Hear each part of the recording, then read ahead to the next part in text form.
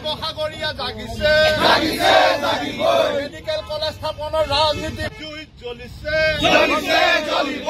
Eid club জিন্দাবাদ BJP চৰকাৰৰ মই বন্ধ কৰক শিৱসাগৰ অসামৰিক চিকিৎসালয়তে মেডিকেল কলেজ স্থাপন হ'ব লাগিবই শিৱসাগৰ আমাৰ দাবী শিৱসাগৰীয়া জাগিছে দলৰ তৰফৰ পৰা কেন্দ্ৰীয় সমিতিৰ বিষয়ববীয়া জিলা সমিতিৰ বিষয়ববীয়া আৰু সদস্যসকল নগৰ সমিতিৰ বিষয়ববীয়া সদস্যসকল আৰু বিভিন্ন পঞ্চায়তৰ পৰা অহা ৰাইজৰ দলৰ কৰ্মীসকলক লৈ আজি আমি প্ৰথম কাৰ্যসূচী হিচাপে ধৰ্ণা কাৰ্যসূচী পালন কৰিছোঁ। আমাৰ প্ৰধান দাবী হ'ল শিৱসাগৰত ৰাইজে পূৰ্বৰ পৰা এখন মেডিকেল কলেজ স্থাপনৰ কাৰণে দাবী জনাই আহিছে।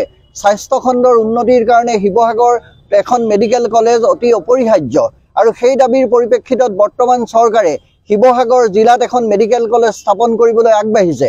আমি পূৰ্বতে মুখ্যমন্ত্ৰী মহোদয়ৰ লগত এটা আলোচনাত আমি বহিছিলোঁ আৰু আলোচনাত আমি কৈছিলোঁ যে শিৱসাগৰ যিখন মেডিকেল কলেজ স্থাপন হ'ব সেই মেডিকেল কলেজখন শিৱসাগৰ অসামৰিক চিকিৎসালয়ৰ চৌহদতে স্থাপন কৰিব লাগে। যিহেতু শিৱসাগৰ অসামৰিক চিকিৎসালয় চৌহদত আন্তঃগাঁথনি ইতিমধ্যে হৈ আছে আৰু তাত যদি এখন মেডিকেল কলেজলৈ উন্নীতকৰণ কৰা হয় তেতিয়াহ'লে খৰতকীয়াকৈ ক্ষিপ্ৰ ব্যৱস্থা হাতত লৈ মেডিকেল কলেজখন স্থাপন হ'ব।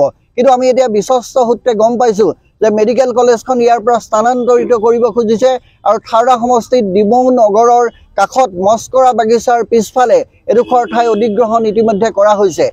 থাওৰা সমষ্টিত যি প্ৰস্তাৱিত চিকিৎসা মহাবিদ্যালয় স্থাপন কৰিবলৈ লোৱা হৈছে ই এক ৰাজনৈতিক ষড়যন্ত্ৰ আৰু চক্ৰান্ত। কিয়নো শিৱসাগৰ জিলাৰ 4টা সমষ্টিৰ ভিতৰত আটাইতকৈ সৰু সমষ্টিটো হৈছে থাওৰা। এই সৰু সমষ্টিটো এজন বিধায়কক সন্তুষ্ট কৰিবৰ কাৰণে মুখ্যমন্ত্ৰী মহোদয়ে যি প্ৰচেষ্টা চলাইছে তাত আমি ৰাইজৰ দলে তীব্ৰভাৱে গৰিহণা দিছোঁ।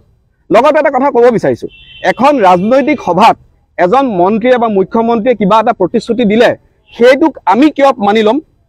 চৰকাৰী যিখন গাইডলাইন আছে সেই গাইডলাইন মতে যি জিলা অসামৰিক চিকিৎসালয় থাকে যদি তাত মেডিকেল কলেজ স্থাপন কৰিব লগা হয় তেতিয়াহ'লে সেইখনকে আপগ্ৰেড কৰিব লাগে আৰু তাত যদি স্থানৰ অভাৱ হয় তেতিয়াহ'লে তাৰ 10 কিলোমিটাৰৰ ভিতৰত কৰিব লাগিব।